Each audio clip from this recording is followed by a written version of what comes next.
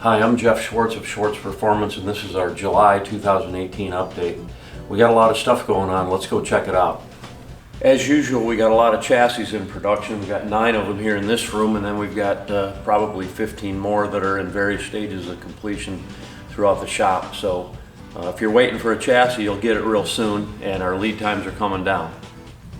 This is the 67 Barracuda that Dale talked about last month with the Hellcat engine. We had to do a little mods for hood clearance. Let me show you what we're doing there. This is that hood for the 67 Cuda with the Hellcat engine, and there's a little bit of an interference with the supercharger in the hood, so we need to raise this up a bit. The owner wants to maintain these die-cast inserts that came from the factory in the hood. So what we're doing is we're sectioning the hood. We're going to essentially form it to a higher height and then add some metal in there to try to maintain the original shape with the dip in between here, but have about 1 inch more clearance. So it should be a challenging fabrication project, and we'll see how this comes out. This is that Ford F3 pickup that we're working on, the Destroyer gray one.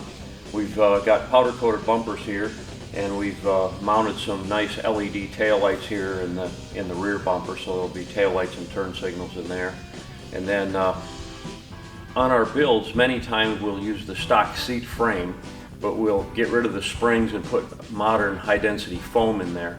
And what that does is we can shape the seat to give you side bolsters for cornering capability, since our chassis will, pull a lot of G's there. So this is the Ford F3 seat, and you can see all the springs have been cut out of there, and then we fabricated some metal panels and punched some holes through there. You need the holes in there to allow the air to escape. Once you upholster it with the foam, the foam has air in it. When you sit on it, the air has to be displaced, so you got to have holes in there so that the leather doesn't blow up like a balloon. So what this allows us to do is we can bolster the seats, still have a stock kind of appearance, but it'll give you a lot better comfort. You won't be bouncing down the road when you hit bumps on these seat springs, and it'll give the car a modern feel to go along with the chassis. This 69 Super B, we've got most of the final body work done on it, and we're just mocking up all the components, gas pedal, seats, and so forth, before we do the final paint job on it. And the 71 Cuda in the background, you've seen that before. We're just going to be painting the engine bay real soon and bedlining the bottom, and we're assembling the chassis right now, which has been powder coated, so that one's going together for its final assembly. This is a 75 Trans Am that just came in for a complete build, and it was a nice painted car when it arrived here. We just got it back from dipping, and after everything gets stripped off of there, we find this very horrendous quarter panel repair over here, and then we've got quite a lot of rust down here in the lower cowl area.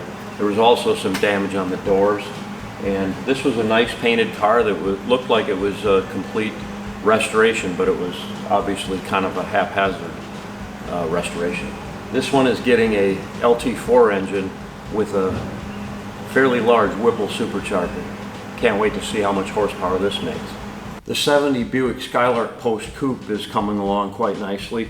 We recently finished painting the car in yellow, and we laid out the graphics here, and this has just been painted and clear coated over, so we'll be doing the final wet sand and buffing on this shortly. The deck lid is right there, and that's also been buffed and polished, so just a little bit of assembly work on putting the spoiler on there. And I really love yellow cars, so this is going to be pretty cool. This is the rest of that 70 Buick Post Coupe car, and we're just laying out the graphics on the side right now, and that should be on here next week. The metal fabrication is nearly complete on this 74 Nova. We filled in the corner marking lights, and we have to mock up the LT4 engine along with the transmission to finish up the firewall and trans tunnel fabrication.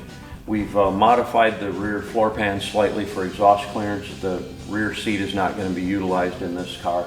And incidentally, if you're doing one of these, a lot of the 70 to 72 or 68 to 72 Nova parts will not fit a 74. Taillight panels, things like that, gas tanks in different locations, trunk pan, just to name a few. So many of these things we had to fab from scratch. That's it for now on this project. This Eleanor Mustang is now in the body working stage prior to paint. We also have to finalize the shape of this diffuser. Once we get everything kind of mounted and bolted up solidly, you know, we're probably going to trim that a little bit and make sure it fits nice and flush with the rear valance. So that's pretty much it for this. It's just final body work, and then we'll get some color on it. This 73 Camaro, we had it on the dyno, and it's running E85.